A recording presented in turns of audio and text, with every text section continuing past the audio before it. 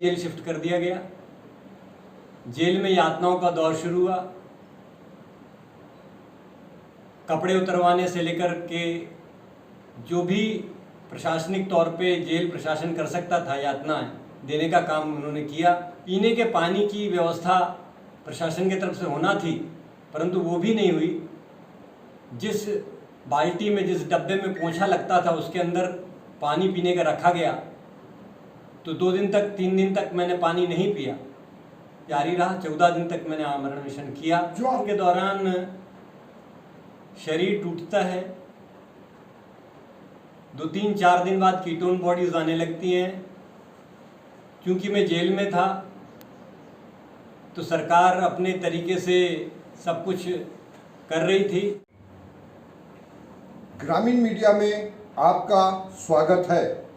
किसान भाइयों, जय हिंद। किसान एकता जिंदाबाद जिंदाबाद। आज हम आपकी मुलाकात करा रहे हैं किसान आंदोलन से जुड़े हमारे साथी अनिरुद्ध गुरुजी से, जो आपको आंदोलन के बारे में, अपने जेल के अनुभव के बारे में और जिस आमरण अनशन के जो कठिन अनुभव इनके रहे हैं, मुकदमे किस प्रकार से दर्ज होते हैं और संघर्ष क्या है। गौरतलब हो कि 1998 में किसानों की फसलें बिगड़ी थी। हम सब लोग एक साथ मुल्ताई तहसील के सामने तंबू लगाकर नारे लगाते थे, गीत गाते थे और कई प्रकार के आंदोलन को सशक्त करने के लिए जो प्रजातांत्रिक तरीके होते हैं उनको अपनाया। उनमें ये हमारे प्रमुख साथी थे। आज अवसर विशेष पर आपसे इसलिए इनकी मुलाकात कराना जरूरत है। 1998 से आज 2023 25 साल हो चुके हैं, पर 25 साल में भी हम वो पल नहीं भूले हैं। जो हमारे नए साथी हैं उनको हम बताना चाहते हैं कि आमरण अनशन और आंदोलन का वास्तविक स्वरूप क्या होता है और कितना झेलना पड़ता है। मुल्ताई का भाग्य कहें या दुर्भाग्य कहें, बिगर आंदोलन के हमको कुछ मिलता नहीं है। आज कॉलेज को देखें, कॉलेज खुलाना है आंदोलन, किसानों को मुआवजा लेना है आंदोलन, विद्युत का ट्रांसफार्मर सुधारना है आंदोलन। छोटी छोटी चीजों के लिए ज्ञापन और आंदोलन हमारी नियति बन चुकी है। ऐसे अवसर पर हम विशेष मुलाकात करा रहे हैं आप लोगों की। अब सीधे सीधे आप इनके व्यक्तिगत अनुभव, खासकर आमरण अनशन के, जेल और मुकदमे और उसके बाद क्या हासिल हुआ, इसके बारे में हम सविस्तार बात करेंगे। नमस्कार राजेंद्र भाई, मेरा नाम अनिरुद्ध मिश्रा है। गुरुजी के नाम से लोग मुझे प्रेम से बुलाते हैं और मैंने पिछले 20-22 साल विद्यालय चलाते हुए खेती करने का काम किया है। साइंखेड़ा में मेरी खेती है, 15 एकड़ खेती है, जिसके अंदर 1988 में साइंखेड़ा बांध को लेकर मैंने आंदोलन किया था। जब मैं कक्षा 11वीं का छात्र था, तब से किसानों की समस्याओं को लेकर के लड़ने का काम मैंने किया और फिर आगे चलकर 1998 का जो आंदोलन आपने देखा वो उसकी परिणति था। 1998 के आंदोलन में आप कब गिरफ्तार हुए? गिरफ्तारी के बाद में आपके संग शासन और प्रशासन ने किस प्रकार का व्यवहार किया और जो आपने आमरण अनशन किया उसके बारे में भी हम जानना चाहते हैं। आप उसके अनुभव और आप हमको जानकारी दीजिए। दिनांक कौन सी थी और किसकी जेल में आप रहे? जैसा आप जानते हैं, 25 दिसंबर 1997 से मुल्ताई का किसान आंदोलन मुल्ताई तहसील के परिसर में शुरू हुआ था। परमंडल के, साइंखेड़ा के और आसपास के क्षेत्र के किसानों ने मिलकर के ये आंदोलन शुरू किया था। आंदोलन में 25 तारीख को एक महापंचायत हुई। उसके बाद उसमें तय किया गया कि हम आंदोलन को आगे बढ़ाएंगे। उसमें 9 जनवरी को बैतूल में एक रैली हुई, ऐतिहासिक रैली, जिसमें 1000 ट्रैक्टर के अंदर 50,000 से ज़्यादा किसान बैतूल पहुँचे। और उसके बाद 11 जनवरी को चक्का जाम हुआ, ऐतिहासिक चक्का जाम हुआ। पूरे तहसील में 17 जगह पे चक्का जाम हुआ। और 12 जनवरी की जो घटना घटी उसके पहले 11 जनवरी की रात को मुझे गिरफ्तार कर लिया गया। गिरफ्तार करके मुल्ताई थाने में रखा। रात को लगभग 10-11 बजे एसपी के सामने मुझे पेश किया गया। पूरी जेल की फोर्स बैठी थी, मुझ पे दबाव डाला गया कि मैं बताऊं, आंदोलन वापस लूं। तो मैंने कहा कि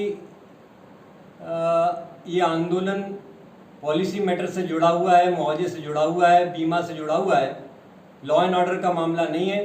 तो एसपी ने बदसलूकी करते हुए मेरे साथ बदतमीजी की और उसके बाद मुझे लॉकअप में किया गया। मुझे सुबह 9 बजे के करीब मुल्ताई जेल शिफ्ट कर दिया गया। जेल में यातनाओं का दौर शुरू हुआ। कपड़े उतरवाने से लेकर के जो भी प्रशासनिक तौर पे जेल प्रशासन कर सकता था, यातनाएं देने का काम उन्होंने किया। जाते से मैंने अपना आमरण अनशन शुरू कर दिया था। उस आमरण अनशन के चलते मुझे पीने के पानी की व्यवस्था प्रशासन की तरफ से होना थी, परंतु वो भी नहीं हुई। जिस बाल्टी में, जिस डब्बे में पोंछा लगता था उसके अंदर पानी पीने का रखा गया। तो 2 दिन तक, 3 दिन तक मैंने पानी नहीं पिया। उसके बाद हमारे किसान आंदोलन की बातें सुनकर, उसकी घटना को सुनकर के तत्कालीन सरकार के बड़े नेता श्री शरद यादव आए जेल में मुलाकात करने। उन्होंने मुझसे अपील की कि आप अनशन तोड़ दें, परंतु मैं दुखी था और मैंने ये तय किया था कि मैं अनशन को जारी रखूंगा और मेरा अनशन जारी रहा। 14 दिन तक मैंने आमरण अनशन किया। जो आपने 14 दिन आमरण अनशन किया, तो हम आपके अनुभव ये जानना चाहते हैं, शारीरिक तौर पे क्या कमजोरी आती है, क्या परेशानी होती है और कितना इस जोखिम भरा काम है आमरण अनशन, इस पे बताइए। आमरण अनशन के दौरान शरीर टूटता है। 2-3-4 दिन बाद कीटोन बॉडीज आने लगती हैं। क्योंकि मैं जेल में था तो सरकार अपने तरीके से सब कुछ कर रही थी। वो अनशन को बाहर नहीं आने देना चाहती थी, उसको पब्लिक नहीं होने देना चाहती थी, इसलिए सरकार ने वो अनशन को ओपन नहीं किया। पर जब मेरी हालत ख़राब हुई तो मुझे बैतूल जेल शिफ्ट किया गया। बैतूल, जो मुल्ताई जेल से आपको बैतूल ले गए, किस प्रकार के संसाधनों का उपयोग किया था उन्होंने? मेरी हालत गंभीर थी, उसके बावजूद उस समय, आज से 25 साल पहले, बैतूल से मुल्ताई की सड़क बहुत ख़राब थी, बहुत गड्ढे थे और जिस डग्गे में अपराधियों को ले जाया जाता है उस डग्गे में मुझे बैठा दिया गया और फिर बैतूल जेल शिफ्ट किया गया। वहाँ से मुझे अस्पताल बैतूल जिला चिकित्सालय में भर्ती कराया। मुल्ताई जेल में जो अन्य कैदी थे, आपके आचरण विचार से उनके स्वभाव में आपने क्या परिवर्तन लाया था? जी, मैं रोज अपने अनशन के दौरान और उसके बाद भी जो प्रार्थना होती है जेल में, वो प्रार्थना कराने का काम कैदियों को करता था। ले मशाले चल पड़े हैं लोग मेरे गाँव के, ले मशाले चल पड़। और ये बात जेल प्रशासन को ठीक नहीं लगती थी, जो स्थानीय नेतृत्व है वो, तो उसको ठीक नहीं लगी। तो उन्होंने मेरे खिलाफ कुछ लोगों को, कुछ जो आपराधिक लोग थे उनको कार्रवाई करने के लिए कहा, जेल प्रशासन को कहा, परंतु जेल प्रशासन के दबाव के बावजूद अपराधियों ने मेरे साथ दुर्व्यवहार नहीं किया। तो उनके साथ पिटाई करने का काम जेलर द्वारा करने का काम किया गया। तब मैंने उसका विरोध किया और अनशन जारी रखा, जिसके चलते पूरे जेल के कैदी साथ हुए, एकजुट हुए और उन्होंने जो जेल की दुर्दशा थी, वहाँ के जो कंबलों में लीचड़ हो गए थे, वो कंबल बदलाने का काम हमने किया ताकि जो वहाँ पे कैदी रहते हैं उनके रहने के लिए ठीक कंबल हो और जो भोजन जो बहुत दुर्दशा थी भोजन की उसको सुधराने का काम भी किया था। आमरण अनशन के दौरान आपने बताया था कि आपके संग भी जो व्यवहार किया जाता था, जनवरी ठंड का महीने थे तो उस प्रकार कंबल नहीं देना, गंदे कंबल देना, ये भी आपके संग व्यवहार उनका था। जी जी बिल्कुल यही था। और किस तरीके से आंदोलनकारी टूट जाए इसका पूरी योजना प्रशासन बनाता है, शासन बनाता है, सरकार सत्ता के लोग बनाते हैं और उन्होंने पूरी योजना बनाई हुई थी। वैसे ही मुल्ताई जेल की बहुत बड़ी दुर्दशा थी और जब मैं पहुंचा तो मेरे साथ तो उन्होंने अत्याचार की पराकाष्ठा की। ठंड का समय था, लीचड़ बड़े कंबल थे जिसको उड़ा नहीं जा सकता था। यानी पानी की जगह पोछे का पानी, ओढ़ने के लिए लीचड़ वाले कंबल, यानी जितना अव्यवहारिक अमानवीय कहना चाहूँगा कर सकते थे किया, केवल आंदोलन दब जाए, आंदोलन समाप्त हो जाए। आंदोलन के अनुभव में मुझे ये मुख्य रूप से लगता है कि जब हम अपने आत्मा की आवाज़ पे कुछ काम करते हैं तो आंदोलन बन जाता है। वो लोगों की आत्मा को छू जाता है और लोग जुड़ जाते हैं, एकजुट हो जाते हैं और तब तक एकजुट रहते हैं जब तक नेता अपने आत्मा की आवाज़ पे चलता रहता है। और जब नेता अपने मन से चलकर मनमानी करता है तो जनता साथ छोड़ देती है। ये मेरे आंदोलन का अनुभव है। मैंने पिछले 25 सालों में ये अनुभव किया है कि जब तक के हमारा किसान आंदोलन किसान की आवाज़ बना रहा तब तक के मुल्ताई की एकता, मुल्ताई के किसानों की एकता को कोई तोड़ नहीं पाया। और जैसे ही कुछ उसमें मनमानी हुई तो वो आंदोलन फिर कमज़ोर हुआ, जिसका परिणाम हमारे सामने है। जैसे आप शिक्षा विभाग से भी हैं तो मेरा एक और ये प्रश्न है कि प्रजातंत्र में आज की तारीख में इतने आंदोलनों की आवश्यकता क्यों पड़ती है? लोग छोटी छोटी चीज़ों के लिए ज्ञापन देना, आंदोलन करना, धरने देना, जो स्वाभाविक रूप से सरकारों को काम करना चाहिए, तो आज़ादी के पहले भी वही स्थिति दिख रही थी और आज़ादी के बाद में भी आंदोलन। इस पे आपका क्या विचार है? मुझे लगता है कि जो षड्यंत्र अंग्रेज़ों ने किया शिक्षा के माध्यम से, जैसा कि आपसे जब अनौपचारिक चर्चा हो रही थी तो आपने मैकॉले का नाम लिया था। वो मैकॉले की जो शिक्षा पद्धति है उसने हमारे देश के युवाओं को, देश की जनता को मानसिक रूप से विकलांग बनाया और उसको बढ़ाने का काम हमारे नेताओं ने किया। सब कुछ सरकारें करेंगी, समाज कुछ नहीं करेगा, ये भाव भरने का काम किया। जबकि भारतीय समाज हमेशा से जीवंत और जागृत रहा है, संगठित रहा है, परंतु पिछले 77 सालों में जो स्थिति बनी है वो शोचनीय है। आंदोलन प्रदर्शन अप्रभावी हो गए और इसलिए मुझे लगता है कि अब फिर वही आवश्यकता है, वही आत्मा की आवाज़ पे फिर से लोगों को एकजुट करने की, ताकि सरकारें, राजनीतिक दल जनता के मुद्दों से भटके नहीं और किए गए वादों पर अपना अमल करते रहें, तो आंदोलन की आवश्यकता नहीं पड़ी। आप पे कितने प्रकरण पंजीबद्ध हुए थे 1998 में गोलीकांड के, जो मुकदमे आप पे दायर हुए?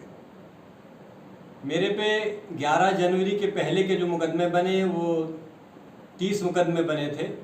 फिर 12 जनवरी को जो मुकदमे बने वो मुझ पे नहीं बना क्योंकि वो मैं जेल में था। और उसके बाद जो मुकदमे बने वो लगभग 25 से 30 थे। ऐसे कुल 67 मुकदमे बने थे। कितने दिनों तक क्या आपने इन मुकदमों को लड़ा? 15 वर्षों तक ये मुकदमे लड़ते रहे। विकट परिस्थितियों में अदालती कार्रवाई के अंदर भाग लिया सभी किसानों ने, हम सब ने। और इसमें यहाँ के सभी, मैं मानता हूँ, जो भी जागरूक जनता है, पत्रकार हैं, आप जैसे राजेंद्र भाई, आप जैसे लोग जिन्होंने उस समय 1998 के आंदोलन से लेकर फिर अदालती कार्रवाई तक वकीलों के रूप में भाई विनोद और भी तमाम वकीलों ने साथ दिया। फिर भी जो प्रताड़ना होती है अदालत में, जो कष्ट भोगना पड़ता है सुबह से लेकर शाम तक बैठे रहने का, वो सब किसानों ने किया। और उसको निपटने का काम किया। अंत में मेरा एक प्रश्न यह है, 1998 से आज तक 25 साल हो गए, आंदोलन से किसानों के जीवन पर क्या फर्क पड़ा? आंदोलन के बाद निश्चित रूप से मैं कहना चाहूँगा कि आत्मविश्वास जगा था। जो समस्याएं थी उनको हल करने के लिए सरकार बाध्य थी, मजबूर थी और जनता के आगे झुकती थी। महापंचायतें होती थी, उसमें जो फैसले होते थे उसके ऊपर सीधे मुख्यमंत्री, कलेक्टर ब्रीफिंग करते थे मुख्यमंत्री को और महापंचायतों के फैसलों पर तत्काल कार्रवाई होती थी। ये उपलब्धि थी हमारे किसान आंदोलन की, जो कि बाद में फिर जैसे जैसे एकता कम हुई, महापंचायत की जो प्रक्रिया थी वो धीमी और ढीली पड़ी, तो फिर वो कमजोरी किसानों के बीच में भी है। अंत में वो ऊर्जावान गीत जिनसे पूरा संगठित होता था और हमको ऊर्जा मिलती थी। बहुत ही बढ़िया आपने जिक्र किया। वही गीत थे जो मुझे भी प्रेरणा देते थे और आंदोलनकारी किसानों को भी ऊर्जा देने का काम करते थे। वो गीत मैं आपके सामने एक एक दो लाइन सुनाना चाहता हूँ। ले मशालें चल पड़े हैं लोग मेरे गांव के, ले मशालें चल पड़े हैं लोग मेरे गांव के, अब अंधेरा छांट देंगे लोग मेरे गांव के, अब अंधेरा छांट देंगे लोग मेरे गांव के। पूछती है झोपड़ी और पूछते हैं खेत भी, पूछती है झोपड़ी और पूछते हैं खेत भी, कब तक लुटते रहेंगे लोग मेरे गांव के, कब तलक लुटते रहेंगे लोग मेरे गांव के, ले मशालें चल पड़े हैं लोग मेरे गांव के, अब अंधेरा छांट देंगे लोग मेरे गांव के। बन जाओ बलवान की दुनिया तुमको मानेगी, कि दुनिया तुमको मानेगी। बन जाओ बलवान की दुनिया तुमको मानेगी, कि दुनिया तुमको मानेगी। क्या कारण है तुम्हें लुटेरे लूटते, क्या कारण है तुम्हें लुटेरे लूटते, कैसे वे फंदे में आकर छूटते, कैसे वे फंदे में आकर छूटते। भुजा तुम्हारी भी क्या कमजोर है, हिम्मत उनमें कहाँ कि वह तो चोर है, हिम्मत उनमें कहाँ कि वह तो चोर है। साहस की महिमा को दुनिया फिर कब जानेगी, साहस की महिमा को दुनिया फिर कब जानेगी। बन जाओ बलवान की दुनिया तुमको मानेगी, कि दुनिया तुमको मानेगी, कि दुनिया तुमको मानेगी।